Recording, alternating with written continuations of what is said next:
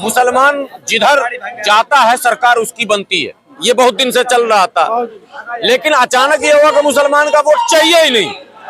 कल को कहा जाएगा दलित का वोट चाहिए ही नहीं, परसों कहा जाएगा आदिवासी का वोट चाहिए ही नहीं। और सच्चाई यही है कि किसी का वोट नहीं चाहिए। वोट तो अपसेट है। मैं कह रहा हूँ, जब मोदी जी के साथ पब्लिक थी ही तो नीतीश कुमार को तोड़ के अपने पाले में क्यों लाए फालतू का, और फिर महाराष्ट्र में क्यों तोड़फोड़ कर दिया। रोज तोड़ क्यों रहे हैं, रोज नेता ढूंढ क्यों रहे हैं, रोज नई पार्टी क्यों पकड़ रहे हैं, रोज ईडी क्यों जा रही है विरोधियों को डराने। डरे हुए तो हैं। अगर डरे ना होते मोदी जी, या इतना विश्वास होता मोदी जी को, तो मजे में भाई अकेले भी लड़ सकते थे। आंदोलन इतना बड़ा रूप धारण कर लेगा कि खुद ये सत्ता पर कब्जा कर लेगा। लोकतंत्र में भीड़ जिसके पास है, सफलता उसी को मिलनी है, सत्ता उसी को मिलनी है। और भीड़ धीरे धीरे ईवीएम के खिलाफ जमा हो रही है। देखिए, लगातार कई वर्षों से टुकड़े टुकड़े में ये आवाजें अलग अलग जगहों से उठ रही थी। वामन मेश्राम साहब भी कई वर्षों से इसकी आवाज उठा रहे हैं। ईवीएम में जो डाउट है, जो शक है, उस शक को जाहिर कर रहे हैं। उसका प्रमाण भी दिया जा रहा। सुप्रीम कोर्ट में भी मामले गए, सुप्रीम कोर्ट ने इस पर सुनवाई की। सुप्रीम कोर्ट ने इसमें ऐड किया वीवीपैट को। पहले वीवीपैट नहीं था, सिर्फ ईवीएम था। वीवीपैट के अंदर जो प्रोग्राम अपलोड होता है उसमें भी फिर बीमारी निकली कि भाई पर्ची चोरी भी होती है। तो कुल मिला के चोरी ही चोरी है, कुल मिला के वो शक ही शक है, डाउट ही डाउट है। ऐसे में देश में अब हर जगह दबे कुचले लोग, विशेषकर दबे कुचले लोग जो मस्त है वो तो मस्त है। सरकार किसी की रहे, उनके सेहत पर क्या फर्क पड़ता है। सरकार पूंजीवादियों की मदद भी करती है, पूंजीवादी पनप भी रहा, बढ़ भी रहा, गरीब और गरीब होता जा रहा है। तो इनको ये चिंता है कि हम जिस तरह की सरकार चाहते हैं, हम देश में जैसी व्यवस्था चाहते हैं, हम देश में जिस तरह के लोगों को नेतृत्व सौंपना चाहते हैं, हम वोट किसी और को देते हैं, हो कुछ और जाता है। ऐसे में जरूरी है कि ईवीएम पूरी तरह से हटाया जाए और बैलेट पेपर से चुनाव कराया जाए। तो अब केवल वामन मेश्राम जी नहीं, वामन मेश्राम जी की इस आवाज पर अब देश में अलग अलग संगठनों ने भी मोर्चा खोल दिया है। और दिल्ली में पिछले 1 महीने से लगातार मीटिंगें हो रही है। अभी पंजाब में मीटिंगें हुई थी, राजकोट में हुआ था, अभी गोवा में 2 तारीख को बड़ा प्रोग्राम है। तो लगातार ये प्रोग्रामों का सिलसिला शुरू हुआ। देशव्यापी आंदोलन है ये। आंदोलन इतिहास का सबसे बड़ा आंदोलन बनेगा। इतिहास का किसान आंदोलन और सीए आंदोलन से बड़ा आंदोलन बनेगा। चूंकि सारी बीमारियों की जड़ में अब ये है, हम किसी कानून को बनाने हटाने की मांग करते हैं। किससे करते हैं?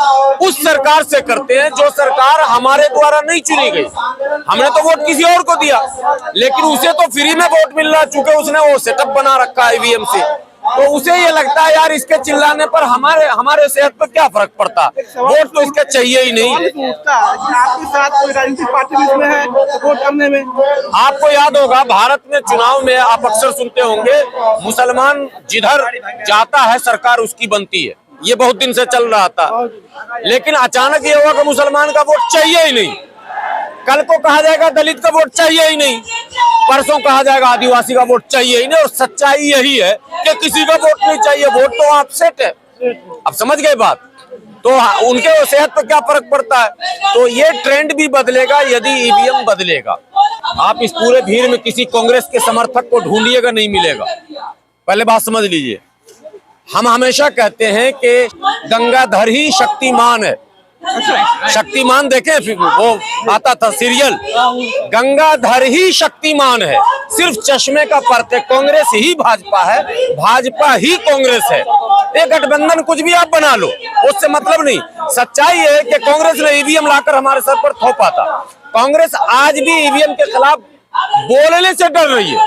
राहुल गांधी नहीं बोल रहे हैं, बड़े नेता नहीं बोल, हाँ दबे जुबान, वो दबे जुबान बोल रहे हैं वामन मेश्राम साहब के दबाव में, दबे जुबान बोल रहे हैं आंदोलन के दबाव में, दबे जुबान बोल रहे हैं डीसी कपिल के दबाव में। ये जो नया, उनको ये लग रहा है कि इनका भी हल्का सा बात रख लो। लेकिन अगर कांग्रेस खुलकर आती तो आज ये आंदोलन का नक्शा कुछ और होता।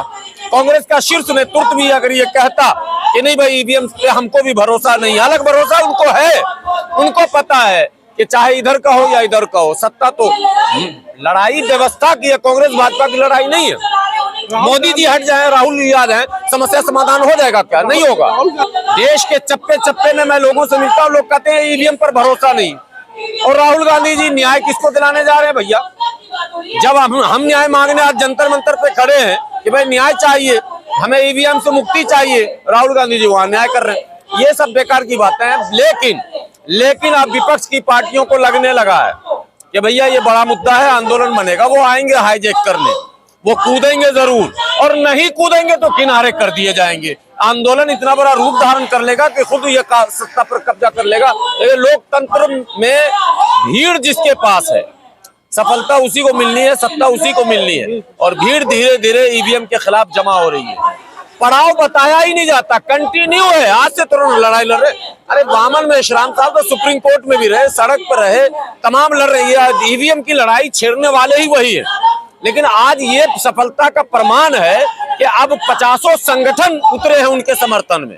रोज नए नए सुप्रीम कोर्ट के वकीलों का पूरा पैनल उतरा समर्थन में, कई लोग उतरे हैं। तो अब ये बात तो मान लीजिए कि आंदोलन ने पकड़ लिया अपना रफ्तार। अब रफ्तार पकड़ लिया तो पड़ाव मत पूछिए। पड़ाव है बैलेट पेपर, हमारा अंतिम पड़ाव। जब तक बैलेट से चुनाव नहीं होगा तब तक चलता रहेगा। अब पड़ाव क्या, रामलीला भी हो सकता है, घेराव भी हो सकता है, पीएमओ का घेराव भी है, 17 फरवरी को पीएमओ का घेराव भी है, तो चलता रहेगा, अनवरत चलता रहेगा। जब मोदी जी के, हाँ मैं कह रहा हूँ, जब मोदी जी के साथ पब्लिक थी ही तो नीतीश कुमार को तोड़ के अपने पाले में क्यों लाए? फालतू का क्यों लाए? जरूरत क्या थी? राजभर तो रोज गाली दे रहे थे, राम के अस्तित्व को नकार रहे थे, योगी जी को कह रहे थे चल सन्यासी मंदिर में, तो फिर राजभर को क्यों ले आए? कहने का मतलब है, तो फिर महाराष्ट्र में क्यों तोड़फोड़ कर दिया? रोज तोड़ क्यों रहे हैं? रोज नेता ढूंढ क्यों रहे हैं? रोज नई पार्टी क्यों पकड़ रहे हैं? रोज ईडी क्यों जा रही है विरोधियों को डराने? डरे हुए तो हैं। अगर डरे ना होते मोदी जी, या इतना विश्वास होता मोदी जी को, तो मजे में भाई अकेले भी लड़ सकते थे। 42 पार्टियों का गठबंधन है, 42, और अभी रुका नहीं है गठबंधन।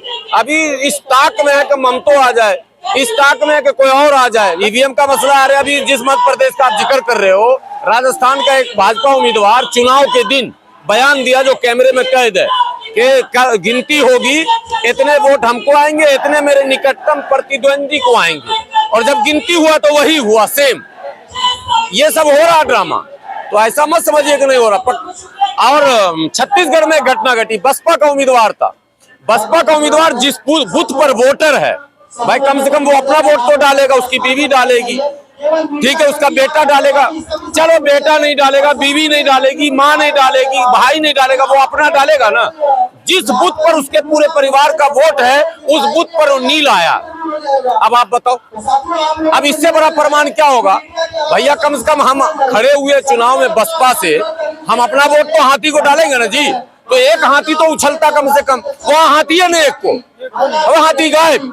आप कह रहे हैं कि मतलब पूरा नहीं, वो साबित किया गया इसी जंतर मंतर पर। अभी हम लोगों ने डेमो किया था 15 दिन पहले, और लगातार डेमो करके दिखा रहे हैं। उसमें जितनी खामियां हैं वो सामने आ चुकी, बताने की जरूरत नहीं, और चुनाव आयोग को पता है। और सुन लीजिए आखिरी बात, 7 डायरेक्टर चुनाव आयोग के केंद्र सरकार द्वारा नियुक्त किए जाते हैं। 7 में 4 डायरेक्टर भारतीय जनता पार्टी के पदाधिकारी हैं। अब बताइए, ये आरटीआई लगा के सब निकाला गया, ऑनलाइन सर्च कर लेंगे आप लोग। क्या क्या प्रमाण ढूंढिएगा भाई, सारे प्रमाण मिल चुके हैं। पूरी पार्टी इस पर, ये आंदोलन जो चल रहा है, ठीक है, तो आपको ऐसा महसूस होता है कि सरकार मानेगी या सरकार और कोई अलग रास्ता अपनाएगी? बीच का रास्ता सब मानेगी, मनवाने वाला चाहिए। किसान आंदोलन मनवाया ना भाई 13 महीने में, कुछ तो मनवा ही लिया, पीछे हटवा ही दिया। तो आंदोलन जब भी हुआ है तो उसने कुछ न कुछ बदलाव लाया है। ईवीएम के खिलाफ आंदोलन है, चुनाव में पारदर्शिता कैसे आएगी, इस पर सरकार को गंभीर से चर्चा करना ही पड़ेगी।